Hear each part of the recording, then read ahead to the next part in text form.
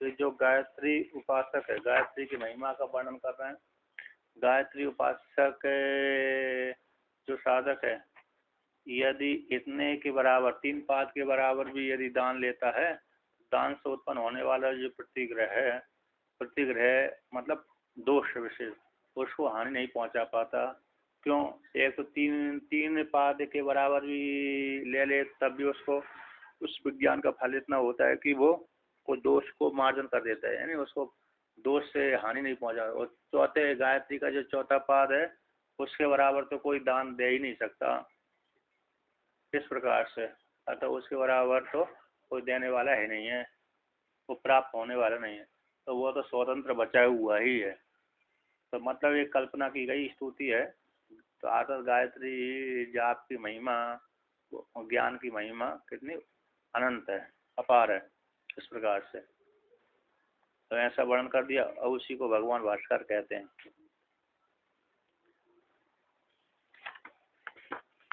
तो कहते हैं सा या सायं गायत्री विदा प्रति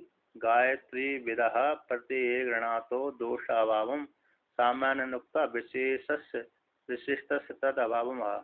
गायत्री वेदता का प्रतिग्रह से उत्पन्न होने वाला दोष, उस दोष के अभाव को सामान्य रूप से कह दिया गया है। अब विशेष रूप से उसी को कहते हैं। विशेष रूप से उसमें दोष की प्राप्ति नहीं होती। इस प्रकार से अभी किस्सा या ईमांस त्रीन सा यो गायत्री विद ईमान भूरादींस त्रीन गो अश्वादी धन पूर्णान लोकान प्रतिगृह्णात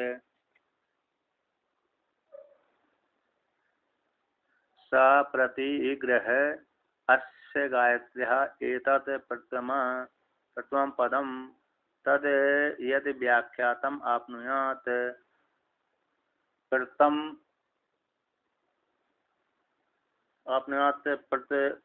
पद विज्ञान फलम तेन भुक्तम स्यात् न तु अधिक दोष उत्पादकः स प्रतिग्रह।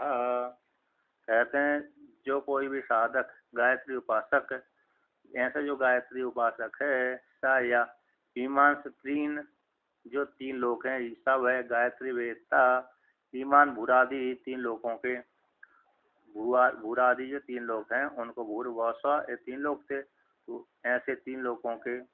तो कहते हैं गो अश्व धन से पूर्ण, गो है अश्व है और गो अश्व गाय आदि आदि अन्य अन्य जो पशु पक्षी सारे उसी में आ जाते हैं। इस प्रकार पशु भी आ जाते हैं, पक्षी भी आ जाते हैं। तो जो पशु पक्षी मतलब पक्षी तो जो पाले जाते हैं वही हैं, जो स्वतंत्र है तो वो स्वतंत्र ही हैं, और जो जानवर भी है ना पशु आदि वे पाले जाने वाले, और जो उससे पालन नहीं किए जाते ग्रामीण पशु नहीं है, और जो जंगल वाले हैं वो तो स्वतंत्र रहते हैं। और सामान्य रूप से उनके ऊपर अधिकार रहता है। विशेष रूप से अधिकार व्यक्ति का जो पालन वाले होते हैं उसी पर ही होता है, और सामान्य रूप से अधिकार उसका में होते हैं जो जंगल वाले पशु में। तो ऐसे गो अश्वादि धन से पूर्णान 3 लोकान, इन 3 लोगों के प्रतिग्रहण्यात यदि वो ग्रहण कर लेता है, सब प्रतिग्रह यह जो प्रतिग्रह है दोष विशेष अस्य गायत्री के ये तथ्य प्रथम पदम जो पहला पाद है, पदम पाद, उस पाद को यद व्याख्यातम जो व्याख्यान किया गया है ना, ये तत्पदम व्याख्यातम, जिस प्रकार इतना यदि कोई प्रतिग्रह ले लेता है तो प्रतिग्रह से उत्पन्न होने वाले जो दोष है, कहते हैं इस प्रकार से प्रतिग्रह से उत्पन्न होने वाला दोष उस दोष के बराबर, मतलब इस गायत्री के इतने पाद के बराबर यदि कोई धन ले लेता है तो उसी का ही उसको फल भोगना पड़ता है। तो आता प्रथम पद है विज्ञान फलम, जो प्रथम पहला गायत्री के प्रथम पाद का विज्ञान का पहली पाद के ज्ञान और उपासना का जो फल है, उस फल को कहते हैं तेन भुक्तम स्यात्, तेन प्रतिग्रह से उत्पन्न होने वाला दोष, उसी दोष को ही वह भोग करता है। जो प्रतिग्रह लेने वाला, यानी प्रतिग्रह से अर्थ हो गया दोष विशेष। तो यदि उसने दान पुण्य लिया है और कर्म नहीं किया तो अलग हो जाता है। तो इस प्रकार से दान उसने दूसरे के यजमान से दान ले लिया, उत्पन्न होने वाला दोष, उस दोष को ही वो भोगेगा। जितना उसने दान लिया है, जितना उसने दान लिया है उतना ही वो क्या करता है, भोग भोगता है। दान का फल है ना, प्रतिग्रह का फल वस्तु को भोग करता है। ना तो अधिक दोष उत्पादक का, जितना जितना जिस व्यक्ति ने प्रतिग्रह लिया है उतना ही दोष से उत्पादन करता हो, प्रतिग्रह से और अधिक उत्पादन नहीं करता। दान 1 रुपये का ले लिया, 2 रुपये का अरे उसको कष्ट की प्राप्ति हो जाए अथवा फल मिल जाए 2 रुपये का, तो ऐसा संभव नहीं है। एंड जो प्रतिग्रह लिया उतना ही उसको भोगना पड़ता है। इस प्रकार से कहते हैं ना तो अधिक दोष उत्पादक सा प्रतिग्रह, ऐसे दान लेने वाले व्यक्ति के प्रति वो अधिक दोष का उत्पादक नहीं करता। जितना लिया है उतना ही उसको भोग करना पड़ता है, भोग देता है। मतलब वो क्या करता है, गायत्री उपासना का जो फल है और दान देने वाले के पास में चला जाता है और उसका वो दोष क्या करता है, उसका वो भोग करता है धन को लेकर के। और सामान्य धन तो उसको प्राप्त हो जाता है, किसको, जो दान पुण्य करता है। और विशिष्ट जो फल होता है गायत्री उपासक का, तो मरने के पश्चात वो लोकांतर गमन करता है। और जिस प्रकार से अनुष्ठान सेवन आदि करता है, कैसा अनुष्ठान सेवन करता है कि गायत्री उपाय उस लोक की प्राप्ति के लिए तो वो दान भी नहीं लेता। जिस साधक ने लोकांतर प्राप्ति के लिए साधना की है तो फिर वो ऐसा व्यक्ति दान भी बिल्कुल नहीं लेता, भिक्षाटन आदि को छोड़ करके। यदि विरक्त है तो भिक्षाटन आदि ही करेगा और ऐसा दान लेता ही नहीं है जितना व्यापक हो, मतलब बहुत सोना चांदी आदि दान वो लेता भी नहीं है। इस प्रकार से जैसे नारद जी को किसी राजा ने बहुत दान दिया, तो नारद जी ने उसके संतोष को लेकर तो ले लिया, स्वीकार करे, ठीक है मैंने ले लिया, अब इस दान को तुम, जो मेरा धन है इस धन को आप तुम किसी गरीब को बांट देना, जिन ब्राह्मण आदि को बांट देना। ऐसा नारद जी ने उसी राजा को बोल करके चले गए, धन भी स्वीकार कर लिया और 1 रुपये भी उसके पास से लेके नहीं गए। इस प्रकार से तो कहते हैं जो प्रतिग्रह लिया है उसी उतना ही दोष, प्रतिग्रह से उत्पन्न होने वाला दोष, उस दोष को प्राप्त होता है लेने वाला ग्रहीता। उससे अधिक दोष उसको प्राप्त नहीं होता। यहाँ पर एक टीका में आया है 1428 नंबर पृष्ठ पर, यथा जिस प्रकार से त्रैलोक के अवच्छिन्न तीनों लोकों से युक्त, त्रैलोक अवच्छिन्न घटक त्रिलोक से युक्त, तीनों लोकों से युक्त और त्रैविद्या से युक्त विषय का, तीनों लोकों से अवच्छिन्न का युक्त का और त्रयी विद्या से अवच्छिन्न विषय का, लोक विशेष होगा और लोक विशेष को प्राप्त करने वाली विद्या हो सबका, प्रतिग्रह के द्वारा पाद्वय विज्ञान फल ही भोगता है ना अधिकम। रहते यानी इस प्रकार से दोनों प्रकार के, यानी प्रथम पाद द्वितीय पाद के बराबर ही वो फल भोगता है। मतलब इस प्रकार से वो भोग जैसे उपासना करेगा तो साधक तो कहते हैं उस प्रकार के लोक में अभिमान करके फल भोगता है। और उपासना के द्वारा, वेद के द्वारा प्रतिपाद उपासना को कर लेने से उसके द्वारा वह उतना ही फल भोगता है। यदि उसने प्रतिग्रह लिया है तो मतलब उस प्रकार का फल भोगेगा, और प्रतिग्रह नहीं लिया तो लोकांतर गमन करके वहाँ इस प्रकार से लोक में जाकर फल भोगेगा। ऐसा भी जान लेना चाहिए। जिसने जितना पुण्य दान पुण्य किया है उतना ही उसको फल की प्राप्ति होती है, और जिसने ग्रहण किया है उसको भी उतना ही कैसा अरे प्रतिग्रह का दोष लगता है। मार्जन नहीं किया, मार्जन कर दिया तो नहीं लगेगा क्योंकि मार्जन कर लिया उसने, और मार्जन नहीं किया तो फिर दोष लगता है। ऐसा जान लेना चाहिए। तो कहते हैं जो भुगता है ना तू अधिक दोष उत्पाद का, प्रतिग्रह है दोष जो विज्ञान का फल है, प्रथम पाद के विज्ञान का फल है, उसी के बराबर ही उसी के प्रतिग्रह से उत्पन्न होने वाला दोष, जो प्रतिग्रह से उत्पन्न होने वाले कोई को भुक्तम स्यात्, जो उतना ही है, अधिक दोष का उत्पादक है, प्रतिग्रह नहीं होता। अत पुनर्यावती यम त्रैविद्या प्रसिद्धा तावत तद अवच्छिन्नम वस्तु यस्तावत् प्रतिगृह्णात् सो अस्य एतद्द्वितीयं पदम आपनुयात्। पुनः जो त्रैविद्या है, तीन विद्या, तीन वेद उपलक्षित चारों वेद, उन चारों वेदों के द्वारा अवच्छिन्न जो वस्तु है उपासना के द्वारा, कर्मकांड के माध्यम से, कर्मकांड के माध्यम से, उपासना के माध्यम से, तो जो वस्तु प्राप्त होती है ज्ञान कांड को छोड़ करके, तो जो वस्तु प्राप्त होती है तो यश तावत है प्रतिगृहणात्, उतने के बराबर है जो प्रतिग्रह ले लेता है, सो अस्य एतद् द्वितीय पदम आपनुयात्, कहता है द्वितीय पद की उपासना से उसको उस फल की प्राप्ति होती है। जो गायत्री का द्वितीय पाद को इस दृष्टि से उपासना करता है और इसी ने प्रतिग्रह ले लिया है, तो प्रतिग्रह ले लिया तो इतना इसके बराबर पुण्य दान ले लिया है, तो उसको उतने ही फल की प्राप्ति होगी, दोष की प्राप्ति होगी। जो त्रैविद्या के माध्यम से प्राप्त होने वाला पुण्य, जितना पुण्य उसी प्रकार का अरे दोष, पाप रूप दोष की फल की प्राप्ति हो जाएगी। मतलब कहने का तात्पर्य है कि दान ये मात्र इतना व्यापक तो कोई दान दे ही नहीं सकता है, इतना व्यापक तो कोई दान दे ही नहीं सकता, बहुत, लेकिन थोड़ा बहुत दान दे देता है, जैसे कोई करोड़ रुपए दान कर देता है, ये तो सामान्य से ही हो गया। लेकिन जो अटूट संपत्ति, जैसे पृथ्वी दान करने का फल अलग होता है, जिन राजाओं ने पृथ्वी जीत ली उसका दान अलग होता है, इस प्रकार से वो सामान्य दान अलग होता है।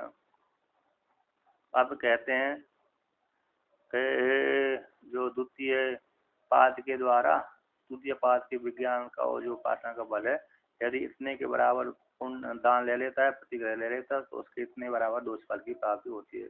द्वितीय पद विज्ञान फलम तेन भुक्तम स्यात्, तो द्वितीय पद के विज्ञान के फल के द्वारा वह उस प्रकार से भोग होता है। मतलब क्या है, अरे जो उपासक उपासना करेगा, तो इस प्रकार से उपासना करने वाला उपासक उस प्रकार के फल को प्राप्त कर लेगा। कौन से फल को प्राप्त कर लेगा? कि द्वितीय पाद के द्वारा वह इस ब्रह्मलोक तक के विषयों को ज्ञान के माध्यम से भोग लेता है, इस प्रकार से जान लेना चाहिए।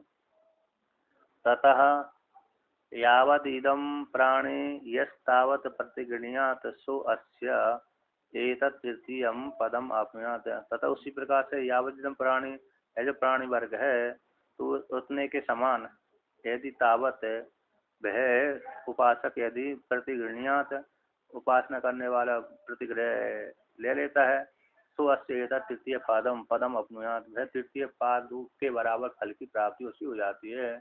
अर्थात तृतीय पाद क्या है? संपूर्ण प्राण वर्ग में, तो संपूर्ण प्राणियों के हृदय में प्राण रहता है, इतने के बराबर उसको दोष की प्राप्ति हो जाएगी। यद्यपि इतना तो कोई दे ही नहीं सकता, ना ये ले सकता है, फिर भी ये मतलब क्या है, सारे प्राणियों के वर्ग के भीतर रह करके ये भोग भोगता है। सारे अपनी दृष्टि को सारे प्राणियों की दृष्टि के साथ एकीभूत कर लेता है, तो मैं उस रूप में भोग रहा हूँ, इस प्रकार से जान लेना चाहिए। मैं उस रूप में भोग रहा हूँ, जो सामने दिख रहा है मनुष्य वर्ग, जीव जंतु आदि अन्य है, तो इस रूप में मैं ही भोग रहा हूँ। यदि किसी ने दान ले लिया तो इतना बहुत है, तो मैं भी पशु बन करके भी मैं ही भोग रहा हूँ, और मैं मनुष्य बन करके मैं ही भोग रहा हूँ, और मनुष्य पक्षी आदि बन करके भी मैं ही भोग रहा हूँ, इस प्रकार से वो अभिमान कर लेता है। अर्थात उपासना का फल है कि वो इन सारे प्राणी वर्ग के भीतर अपने को अभिचिंतन कर लेता है कि मैं ही सत्य रूप में भोग रहा हूँ। सुख दृष्टि से सुख भोगता है, और दोष दृष्टि से दुख भोगता है। जिस किसी को दुख हो रहा है तो उसी को दुख हो रहा है, जिस किसी को सुख हो रहा है तो उसी को हो रहा है, इस प्रकार से जान लेना चाहिए इन ज्ञान दृष्टि से। तो मतलब इसमें सभी का उसमें आरोप कर लिया, उसने तारण संबंध कर लेता है। तो तृतीय पद के बराबर उसको फल की प्राप्ति होती है, अधिक अधिक की दोष की प्राप्ति नहीं होती, फल की प्राप्ति भी नहीं होती। तो तेन तृतीय पदम विज्ञान फलम मुंगते स्यात्, इसी हेतु से तृतीय पद के विज्ञान का फल की प्राप्ति कर लेता है।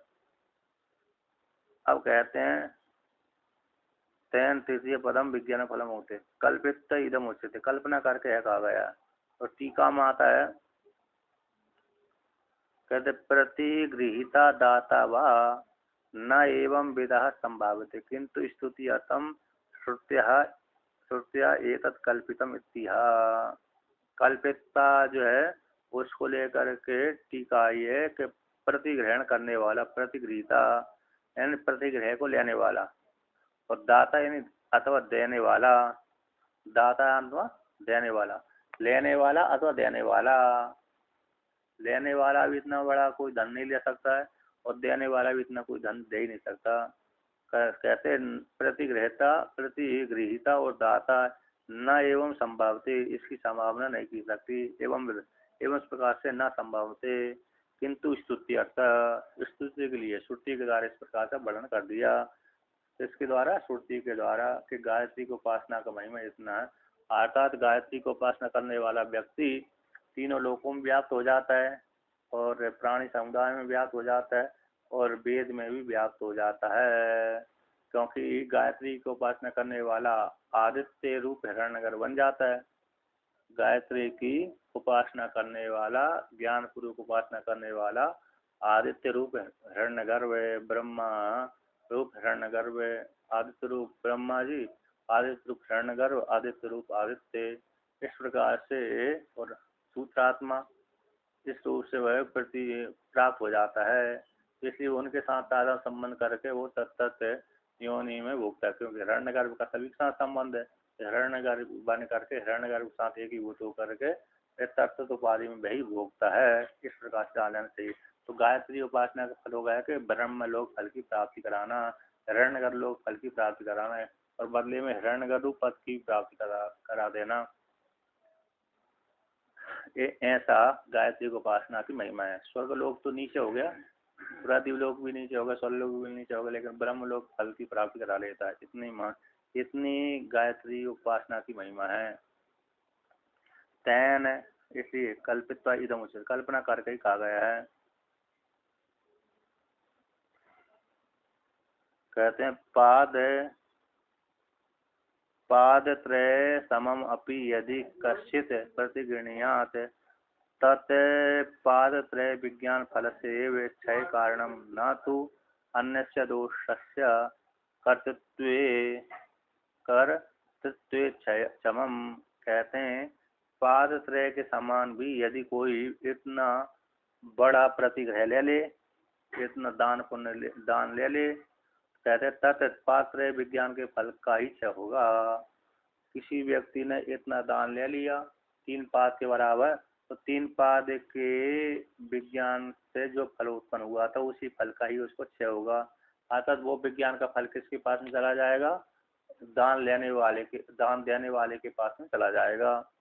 जैसे कोई जो व्यापार करने वाले है ना, जो धनाढ्य लोग होते हैं, तो धनाढ्य लोग हैं, अरे क्या करते, स्वयं तो तपस्या नहीं कर पाते धन कमाने के चक्कर में, तो फिर वो क्या करते हैं, आप दोस्त बन गया, पुण्य भी कमाना है, तो दूसरे को जो धन कमाया है उस धन में से कुछ भाग है निकाल करके दान कर देते हैं। तो दान कर दिया तो उसी दान से उनको पूर्ण रूप फल की प्राप्ति हो गई। जिन व्यक्तियों ने दान लिया है उनका पुण्य क्षय हो गया, है ना। जिन व्यक्तियों ने दान लेते हैं उनका पुण्य क्षय हो जाता है और जो व्यक्ति दान देते हैं उनका पुण्य बढ़ जाता है। हाँ, फिर वो दान लेने वाला भजन करता है तो फिर बढ़ा लेता है। इस प्रकार से कहते हैं यदि कोई पादत्रय के समान भी यदि कोई प्रतिगृहणीयात यानी प्रतिग्रह ले लेता है, देने वाले दाता से ग्रहण करने वाला ले लेता है, तो तावत तो फिर वो लेने से क्या हो जाएगा, उसकी जो पादत्रय के उपासना करने से जो फल प्राप्त हुआ था उस उपासना करने वाला फल उस फल का क्षय में कारण बन जाता है। दोष, क्योंकि प्रतिग्रह लिया, प्रतिग्रह का अर्थ होगा दोष, है ना। उसने प्रतिग्रह को पचा लिया यानी उपासना के द्वारा अच्छी उपासना करी तो फिर वो दोष उसको ऊपर हावी नहीं होता है। यदि उपासना की नहीं तो फिर दोष उसको नुकसान पहुंचा देता है। जैसे शिव जी के गले में गया हुआ दोष तो शिव जी को तो हानि नहीं पहुंचा पाया, किंतु अन्य लोगों के शरीर में जाने पर वो हानि पहुंचा देता है। कौन भाई? दोष है। जो शिव जी के गले में गया जो दोष है वह शिव जी को हानि नहीं पहुंचा पाया क्योंकि उन्होंने पचा लिया, किंतु अन्य जो स्त्री पुरुष है उसी दोष को खाते हैं, तो उसी दोष को खाने से फिर उनकी तो मृत्यु हो जाती है। कभी कभी किसी को नहीं होती, बच जाते हैं, जल्दी इलाज हो जाता है, तो न तो ज्यादातर तो चले ही जाते हैं। इस प्रकार से तो क्या हो गया? तो ये हो गया कि उसको उतने विज्ञान के फल का इच्छा होता है, न तो अन्य दोषस्य कर्तृत्व, अन्य दोष को उत्पन्न करने में वह अरे अरे समर्थ नहीं होता। जो प्रतिग्रह के अन्य दोष को भी उत्पन्न कर दे ये संभव नहीं है। अब दूसरे कहते हैं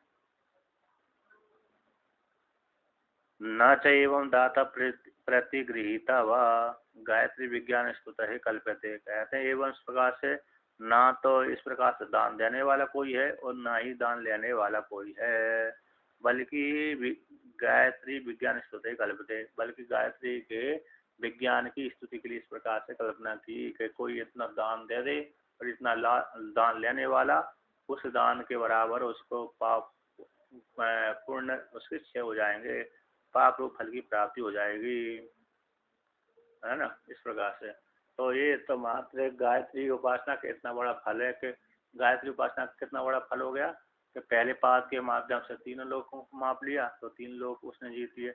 दूसरे पाद के द्वारा अरे गायत्री के दूसरे पाद के द्वारा उसने चारों वेदों को माप लिया तो चारों वेद के द्वारा उत्पन्न प्राप्त होने वाले तो साधन के माध्यम से साधु फल की प्राप्ति हो जाती है, यानी उपासना के माध्यम से कर्मकांड के माध्यम से व्यक्ति उस श्लोक को चला जाता है।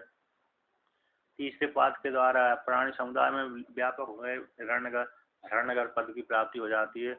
उस चौथा पाद तो गायत्री कैसे अपद है, अर्थात कैसा है वो रज से रहते दृष्टा बन करके देखता रहता है, साक्षी बन करके देखता रहता है, जैसे सूर्य भगवान, तो सूर्य भगवान ही चौथा पाद है गायत्री का, तो साक्षी बन करके देखता रहता है। इस प्रकार से तो कहते हैं कि गायत्री इतनी बड़ी गायत्री का फल है, इसलिए क्या करना चाहिए? फिर गायत्री को उपासना करते रहना चाहिए। जिन्होंने गायत्री ली है उसको उनको गायत्री जाप करते रहना चाहिए, ये सिद्ध कर दिया।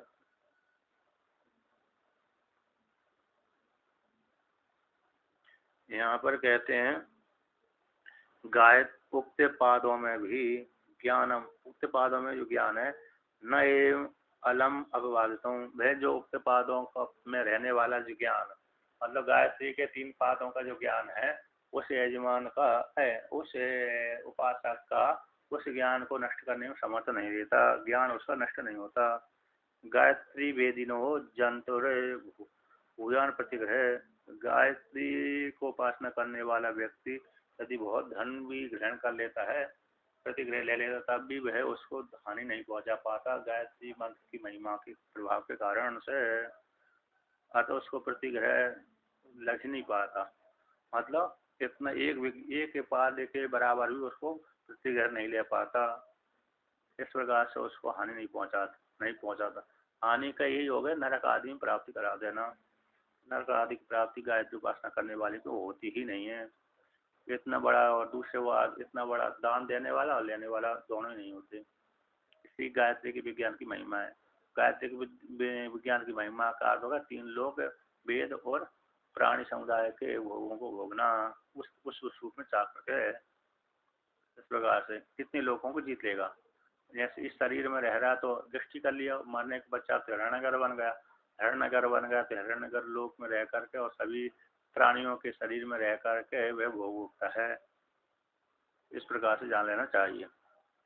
स्वतंत्र शरीर रूप से तो हिरण्यगर लोक में रहता है और व्यष्टि रूप से फिर तत्त शरीरों के भीतर रह जाता है। इस प्रकार से जान लेना चाहिए। अब कहते दाता प्रतिगृहीता च यद्यपि एवं संभावते न सो प्रतिग्रहो अपराध क्षमा, यद्यपि मान भी लिया जाए, यद्यपि मान भी लिया अंगीकृत्य उत्तरम वाक्यम उत्तापल, यदि कोई मान लीजिए ध्यान दान देने इतना बड़ा दान दे सकता है और लेने वाला भी इतना बड़ा ले सकता है।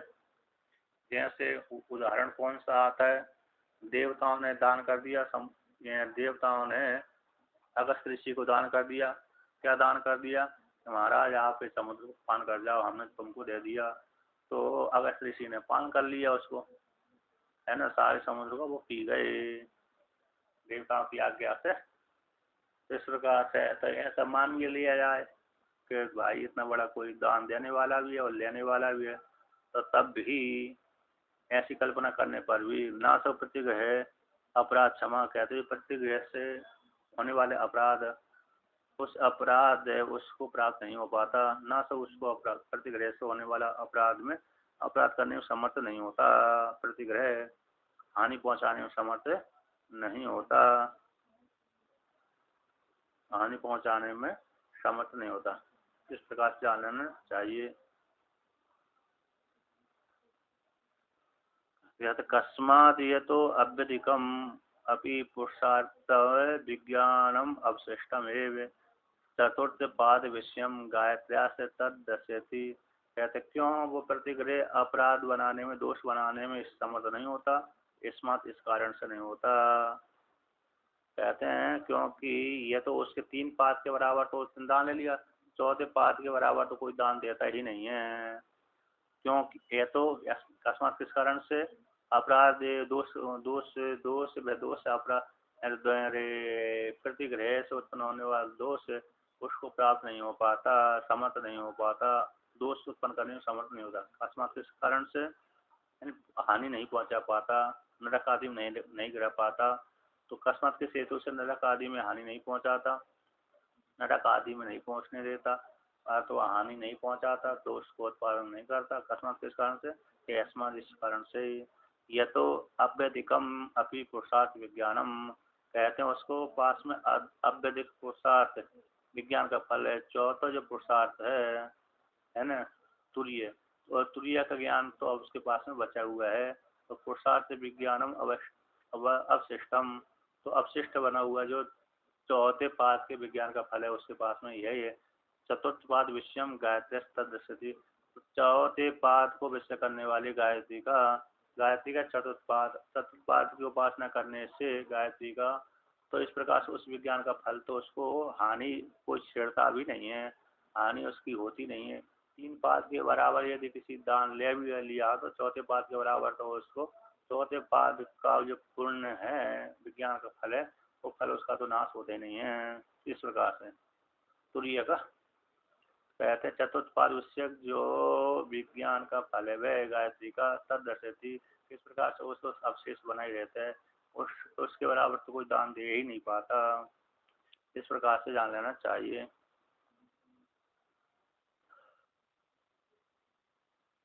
अब यहाँ तक वर्णन कर दिया। अब दूसरी वहां से कहते हैं श्रुति आते हैं ना, ये तो 3-4 पादों को वर्णन कर दिया था, तीसरे 3 पाद को वर्णन कर दिया था। अब चौथे पाद को लेकर कहते हैं अते अस्याः एतद् एव तुर्यं दर्शनम पदम परोयस या ईश तपति। इसके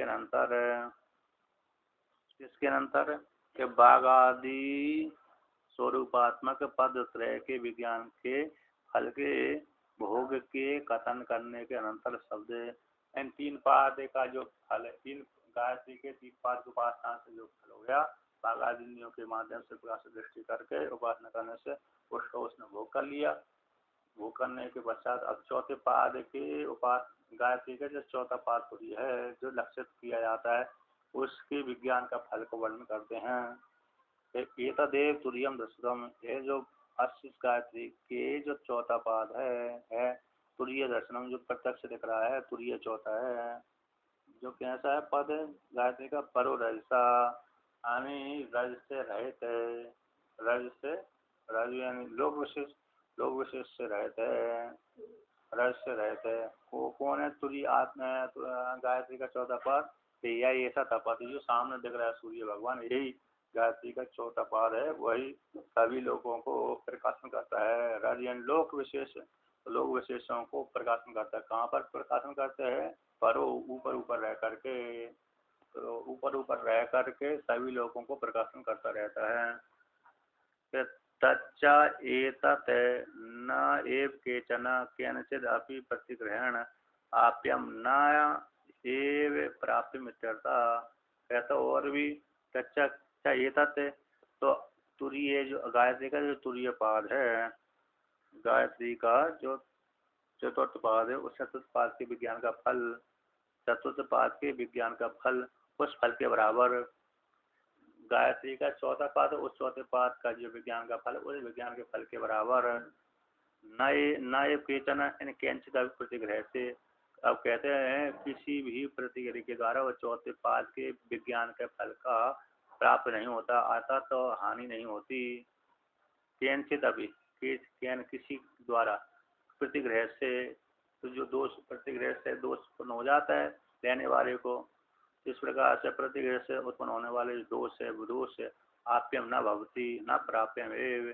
चौथे गायत्री का चौथे पाद में तो कोई दोष आदि को प्राप्ति होती नहीं है, क्योंकि वो तो अवशेष बना ही रहता है।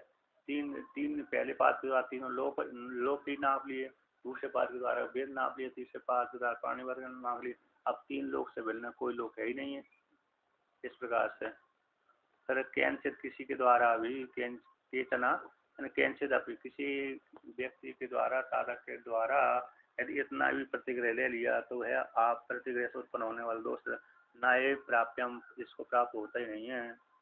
यथा पूर्वोक्तानि त्रीणि पदानि, जैसे पूर्वोक्त तीन पाद है ना, तीन पादों के बराबर जिसने पुण्य ले लिया, दान ले लिया, प्रतिग्रह ले लिया, तो प्रतिग्रह से उनका तो वो पुण्य क्षय हो जाता है। पुण्य कैसे हो जाता है? क्षय हो जाता है, विज्ञान के फल का क्षय हो जाता है। विज्ञान का जो फल है वो इतने दान लेने पर विज्ञान का फल हो जाता है तीन पाद के बराबर, किंतु चौथे पाद के बराबर ऐसा नहीं है। पूर्व के तीनों पादों का तो विज्ञान का फल नष्ट हो जाता है, मतलब प्रतिग्रह लेने से। यद्यपि तीन पाद के बराबर भी कोई दान नहीं दे सकता, फिर भी कल्पना की गई है। न ए प्राप्य प्रतिग्रह, कहते इस प्रकार से प्रतिग्रह के द्वारा प्राप्त नहीं होता। किंचता भी नए प्रसाद भोग नहीं करता, प्रतिग्रह से जन्म जो भोग है वो भोग उसको प्राप्त होता ही नहीं है। अर्थात चौथे पाद में के बराबर तो कोई प्रति देता ही नहीं है, लेता भी नहीं है। इस प्रकार से चौथे पाद का जो विज्ञान का फल है वो तो बना ही रहता है, वो लोकांतर में गमन करता है तब उसको फल की प्राप्ति हो जाती है भाई। अब कहते हैं हाँ, यथा पूर्व एतानि, कहते हैं एतानि अपि न एव आप्यानि केनचित् कल्पित्वा एवं उक्तम परमात्मता कुतः उ एतावत् प्रतिगणीयात् त्रैलोक्यादि समम। कहते हैं एतानि अपि आत्मनानि, एतानि अपि त्रीणि पदानि, एतानि बहुवचन है, तो ये तीन पाद के बराबर भी न आप्यानि, न अपन किंचित कल्पना करके भी, कल्पित से कल्पना करके एवं उत्तम जो कहा गया पारमार्थ रूप से, इतने पारमार्थ रूप से तो अत व्यवहारिक रूप से तो इतने बराबर कोई प्रतिग्रह लेता भी नहीं और न ही देता है। कुतावत किस प्रकार से? अरे इस प्रकार से तीन पाद के बराबर, यदि तीन पाद के बराबर भी जब दान नहीं ले पाता और दान देने वाला है भी नहीं है, तीन पाद के गायत्री के तीन पाद के बराबर भी कोई दान नहीं दे सकता और तीन पाद के बराबर कोई दान ले भी नहीं सकता, तो कहते इस प्रकार से एतानी अपि न आप्यानि, इस प्रकार तीन पाद के बराबर भी उसको पाप रू इतना पुण्य प्रतिग्रह नहीं लेता और प्रतिग्रह से उत्पन्न होने वाले दोष की प्राप्ति उसको नहीं लेता। जब लेते नहीं तो दोष की आंख प्राप्त होगी। तो इस प्रकार से कल्पना करके किसी प्रकार से कल्पना करके उत्तम जो कहा गया है, किंतु पारमार्थिक रूप से तो पारमार्थिक रूप से तो कुता एतावत प्रतिगणियात, पारमार्थिक रूप से इतना प्रतिग्रह लेगा वह साधक उपासक क्योंकि त्रैलोक आदि समम, तीनों लोकों को व्याप्त करने वाला इतना कोई भी क्या नहीं ले सकता है, दान नहीं ले सकता। इस प्रकार से त्रैलोक आदि के समान, तीनों लोकों के समान इतना ज्यादा दान कोई ले ही नहीं सकता। देने वाले नहीं तो लेने वाले कहाँ से आएगा। ताने प्रतिग्रह से था आप ज्ञानी, 3 पाद के बराबर जो 3 पादान है वो प्रतिग्रह से उस दोष की प्राप्ति हो जाती है, अतः उनका पुण्य से हो जाता है। तो इस प्रकार से चौथे पाद के बराबर है, तो उनका चौथे पाद का तो पुण्य से होते ही नहीं है, लेकिन तीसरे पाद के बराबर भी नहीं होता। तीन जो गायत्री 3 पाद के उपासना का जो फल है वो भी 6 को प्राप्त नहीं होता, क्योंकि वो इतना दान लेता ही नहीं है, देने वाला भी नहीं है, लेने वाला नहीं है, उगता नहीं। न तथा एव आप्यम, न तथा ये तद आप्यम, इस प्रकार से वह कल्पना करने पर भी चौथे पाद के बराबर, तो चौथे पाद का विज्ञान का फल उसका नष्ट होता ही नहीं है, कल्पना करने पर भी। अब कहते हैं इस प्रकार से न एव अपन के कल्पना करके भी पारमात्मा से एतावत इतना प्रतिग्रह नहीं ले सकता जो 3 लोगों के समान हो।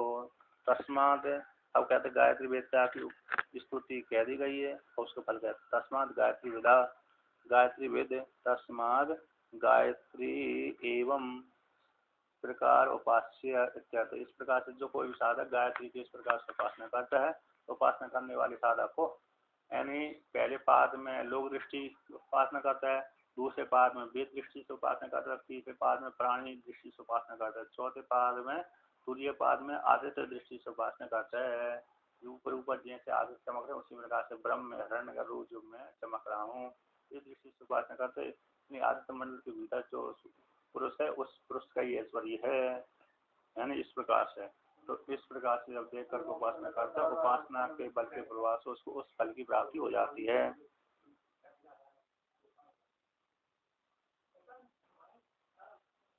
अब आगे कहते हैं, अब जो गायत्री उपासना कर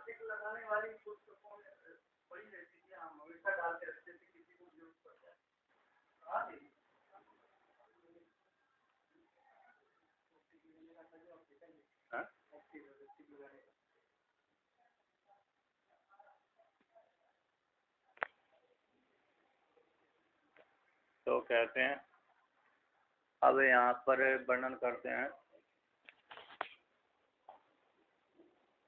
तो ये वर्णन करते हैं कौन जो गायत्री है उपासना। तो गायत्री की उपासना जब गायत्री मंत्र का जाप करते हैं, इससे पहले गायत्री का क्या करते हैं, उपस्थान करते हैं, नमस्कार करते हैं, उपस्थान, उसके लिए मंत्र आता है। गायत्री की जो उपासना करता है वह साधक है, जाप करने वाला साधक है ना, उपासक भजन करने वाला, उपासना करने वाला, भजन करने वाला। तो गायत्री मंत्र जाप करने से जो 24 अक्षर वाली गायत्री है उसका मंत्र जाप करने से पहले उसको उपस्थान करे, आता उसको प्रणाम करे, उसको क्या करे, प्रणाम करे, उसके लिए मंत्र आ रहा है। ठीक है ना, क्या आ रहा है, मंत्र आ रहा है। जैसे जैसे विनियोग कर दिया, संकल्प कर लिया, संध्या का संकल्प करने के पश्चात फिर गायत्री का विनियोग करता है, तो उससे पहले विनियोग करने से पहले गायत्री का उपस्थान करते हैं, गायत्री को प्रणाम करता है। जैसे हम सूर्य भगवान उदित हो गए, अथवा उदित होने से पहले ही हम सूर्य भगवान को प्रणाम करते हैं, तो सूर्य भगवान को उपस्थान हो गया। उसी प्रकार से गायत्री का मंत्र जाप करने से पहले गायत्री का उपस्थान आता, उनको प्रणाम, उसके लिए मंत्र आ रहा है। तो यहाँ पर मंत्र का पाठ करते हैं, तस्य उपस्थानम,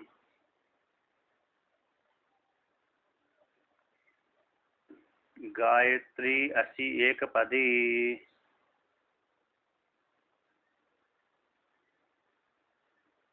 द्विपदी त्रिपदी चतुष्पदी,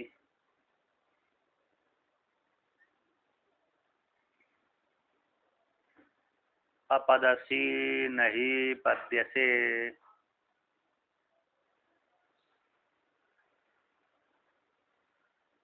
नमस्ते तुरीयाय दर्शताय पदाय परो रजसे।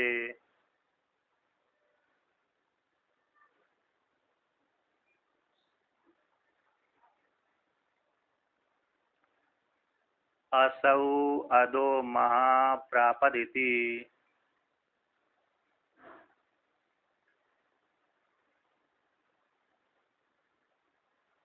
इयं द्विस्याद्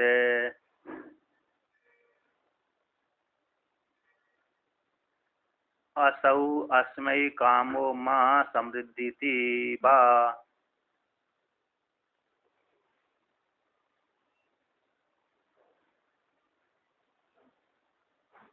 न एव अस्मै स कामः समृद्ध्यते।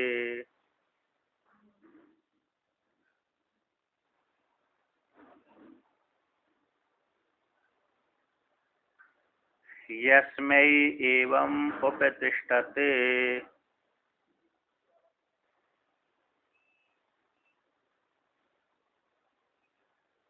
अहम् अधः प्रापम् इति वा।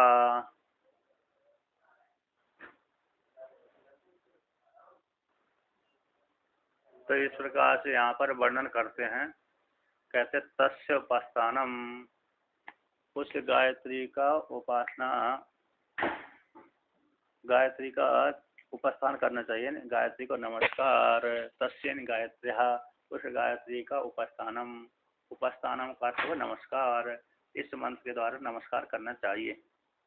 आकर कौन करे? जो गायत्री को उपासना करता है, जिसको उपनयन संस्कार हुआ है उसी के लिए, जिसका उपनयन संस्कार हुआ है उसी के लिए, और जिसको उपनयन संस्कार नहीं है उसके लिए नहीं है। अतः उसको गायत्री मंत्र ही नहीं है तो उसके लिए ये नहीं है। जिसने उपनयन संस्कार किया है उसको गायत्री दीक्षा हुई है उसी के लिए यहाँ पर करते हैं, ऐसे उपासना के लिए। तो क्या है? मंत्र है गायत्री को उपासना, उपासना का अर्थ हो गया उपे नैतिक स्थान में स्थान, नमस्कार। इस मंत्र के द्वारा उसको नमस्कार करें, तो ये मंत्र है। तो कहाँ तक मंत्र है इसको लेकर कहते हैं ये माँ प्रापद इति तक आता है। जो माँ प्रापद है यहाँ तक ये मंत्र आता है, इतना।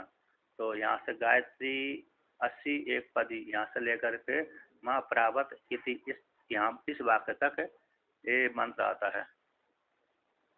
तो कहते हैं गायत्री 80 एक पदी। तो गायत्री संबोधन है, हे गायत्री तुम एक पदी हो, एक पाद वाली हो। एक पाद गायत्री कैसी है? गायत्री तुम कैसी? एक पाद वाली हो।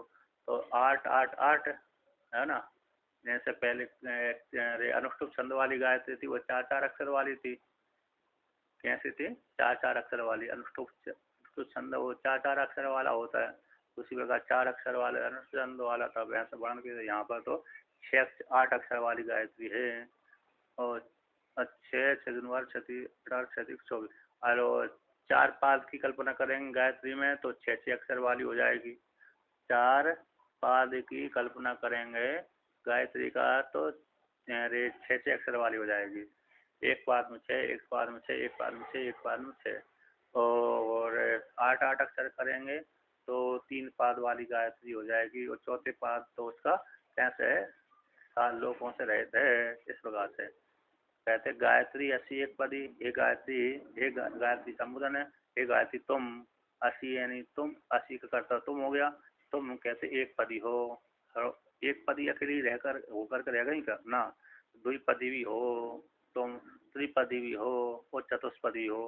किंतु जो चतुष्पदी है वह अपदसी नहीं पद से अपद वाली हो। चौथा पाद कैसे गायत्री का? अपद वाला है ना। चौथा 3 पाद तक तो व्यक्ति को प्रतिग्रह तो उत्पन्न होने वाला दोष प्राप्त हो सकता था। 3 के बराबर दान दे सकता है कोई, और ले भी सकता है, ऐसी कल्पना करी थी। किंतु चौथे पाद के बराबर तो कोई दान दे भी नहीं सकता, ले भी नहीं सकता। इसी चौथे पाद वाली जो गायत्री कैसे अपदसी है, क्योंकि तो चौथे पाद में तो गायत्री का कैसा वर्णन कर दिया जाता? कहते हैं परोरजसी यानी ऊपर ऊपर घूमता है। जैसे आदित्य भगवान सूर्य सभी को प्रकाशन करता रहता है, ऊपर ऊपर लोग सारे लोगों को प्रकाशन करता है। इस प्रकार से तो अपदसी नहीं पद से, जो पद नहीं है अपदसी हो इसलिए नहीं पद से। यदि पदसी होती तो पद से प्राप्त होती, किंतु अपदसी वाली अपद वाली हो। अपदसी का अर्थ होगा अपद वाली। पद यानी पैर, तो पैर वाली नहीं हो, अर्थात चौथे पैर वाली नहीं हो। जो चौथा पैर किसी लोग को व्याप्त करके नहीं रह रहा है इसलिए अपद वाला है। किसी नहीं पद से चौथे पाद के बराबर तो किसी को दोष, चौथे पाद के बराबर तो कोई प्रतिग्रह भी नहीं लेता और देता भी नहीं है। इस प्रकार से तो नमस्ते तुरीयाय दशताय पदाय परोरसे, ऐसे नमस्कार ते तुभ्यम तुम्हारे लिए। कौन से तुम्हारे लिए नमस्ते आपके लिए प्रणाम है। हे गायत्री आपके लिए नमस्कार है। कौन से तुरीय पद के लिए जो दिखलाया गया है, अर्थात दर्शताय पदाय, जो इस प्रकार से श्रुति के माध्यम से दिखलाया गया है, जो प्रत्यक्ष दिख रहा है, पर से सारे लोगों को क्या करता है, प्रकाशन करता रहता है। रजु इन रज से रज लोकांशी लोगों को ऊपर रह करके क्या करता रहता है, प्रकाशन करता रहता है। ऐसे चौथे पाद के लिए परिणाम है। कहते अब इस प्रकार से असौ अदो माँ प्राप्त कहते हैं। असौ यानी शत्रु, शत्रु यानी पाप है। असौ का अर्थ है जैसे प्रतिग्रह से उत्पन्न होने वाला जो दोष होता है ना, पाप कहलाता है। काम क्रोध लोभ मोह आदि स्वयं स्वयं के जो पाप हैं, स्वयं के पाप है, जीवात्मा के शरीर अंतःकरण के भीतर जो पाप विद्यमान है, काम को लेकर, क्रोध को लेकर, लोभ को लेकर, मोह को लेकर के पाप बन जाता है व्यक्ति को। और कुछ कभी कभी दान को लेकर के भी, दान को लेकर दूसरे व्यक्ति ने जो जैसा भी कर्म किया था लेकिन दान दे दिया, तो दान लेने से वो पाप है इसके पास में जाता है, किसके, दान लेने के पश्चात में। तो ऐसे जो पाप उसके शत्रु हैं। कौन किसके शत्रु हैं, गायत्री उपासना करने वाले उपासक के वो पाप कैसे शत्रु हैं, लोकांतर फल की प्राप्ति में विघ्न बाधा वाले होते हैं। तो कहता है कि हे गायत्री असौ ये शत्रु अदो माँ प्राप्त इति, जो पाप हैं वह विघ्न करने, आपकी प्राप्ति में विघ्न करते हैं। जो मेरे अंतःकरण के भीतर रहने वाले पाप, मेरे अंतःकरण के भीतर रहने वाले पाप आपकी प्राप्ति में विघ्न करते हैं, इसलिए माँ प्राप्त इति। आप अर्थात हिरण्यगर्भ के लोग की प्राप्ति में विघ्न बनते हैं, इसलिए मुझको प्राप्त न हो, पाप नष्ट हो जाए। इस प्रकार से प्रार्थना करता है कौन, साधक है, उपासक है, गायत्री की उपासना करने वाला। तो इति शब्द तक यहाँ पर मंत्र समाप्त हो गया। तो माँ प्राप्त, मेरे प्राप्त न हो। तो कहते हैं अब जो गायत्री उपासना करने वाला है उसको लेकर कहते हैं यम दुष्याद असौ अस्मय कामोन महा समृद्धि व। कहते हैं यदि कोई गायत्री को उपासना करने वाला साधक है और उससे किसी की दुश्मनी हो गई, कभी कभी उपासना करने वाले व्यक्ति का दूसरे किसी पड़ोसी व्यक्ति के साथ दुश्मनी हो जाती है, मतलब किसी को किसी बात को लेकर के, जैसे आपस में तो मित्र रहते हैं, कभी कभी मजाक मजाक में वो दुश्मनी भी बन जाती है। जैसे जो गज और ग्राह्य है ना, गज और ग्राह्य का जो लड़ाई हुई थी उसमें किसी कल्प विशेष में गज और ग्राह्य दोनों ही ब्राह्मण ही थे, दोनों ही उपासना करने वाले थे, दोनों सिद्धि प्राप्त थे, लेकिन दोनों घनिष्ठ मित्र थे। लेकिन एक मित्र ने दूसरे मित्र को डरा दिया, अरे उस उपाधि को ले किसी जानवर आदि बन करके, मगर आदि बन करके, तो उसने डर गए तो भयभीत होकर के वो आगे पीछे सोचने ही श्राप दे दिया। तो भाई ये तो दूसरे जिसने श्राप दिया, जिसको प्राप्त हुआ उसने भी श्राप दे दिया। दोनों मित्रों ने एक दूसरे मित्र को आपस में श्राप दे दिया। यद्यपि दोनों ही सिद्ध थे और दोनों ही मित्र थे, लेकिन मजाक के कारण दोनों में झगड़ा हो गया और एक दूसरे ने एक दूसरे को श्राप दे दिया। तो भाई एक कल्प में गज और ग्राह्य बन गए। भगवान श्री कृष्ण ने, विष्णु भगवान ने फिर गज और ग्राह्य दोनों का ही उद्धार किया था, हाथी का और मगर का, दोनों का उद्धार किया था।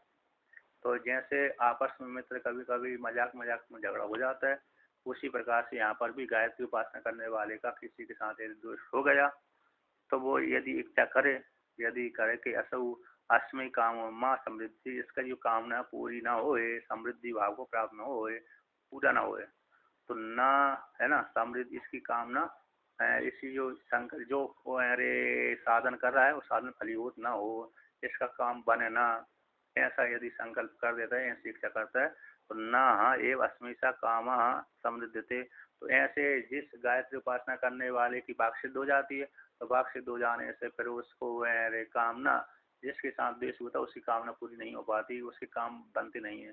जैसे तांत्रिक होते हैं ना, तांत्रिक वाले व्यक्ति भूत प्रेत सिद्धि करने वाले, तो ऐसे ही तो कार्य करते हैं। जिन्होंने तंत्र विद्या सीख ली है, तो छोटे छोटे क्रोध को लेकर के ही दूसरे व्यक्ति को परेशान करते रहते हैं। इसके भूत उसको उतार दिया, उसका भूत इस पे चढ़ा दिया, एक का भूत उतारा वो भूत दूसरे पे चढ़ा दिया, दूसरे के भूत उतारा तीसरे पे चढ़ा दिया, परेशान करते रहते हैं। तो ऐसे व्यक्ति तांत्रिक वाले व्यक्ति जल्दी जल्दी क्रोध में हो जाते हैं और धैर्य उनके पास में रहता नहीं है। इस प्रकार से वह एक दूसरे को परेशान करते रहते हैं। तो उसी प्रकार से यहाँ पर कहते हैं, यद्यपि ये तो कल्पना की मतलब वाक सिद्ध हो गया, तो वाक सिद्ध हो जाने से यदि द्वेष करता है दूसरा वाला व्यक्ति, तो यदि वो इसकी इच्छा हो गई कि इसकी मैं काम बनने नहीं दूंगा, संकल्प कर देगा, संकल्प को लेकर के ही उसके काम बनना बंद हो जाते हैं। उसके काम क्या हो जाते हैं, बनना बंद हो जाते हैं, विघ्न आता रहता है।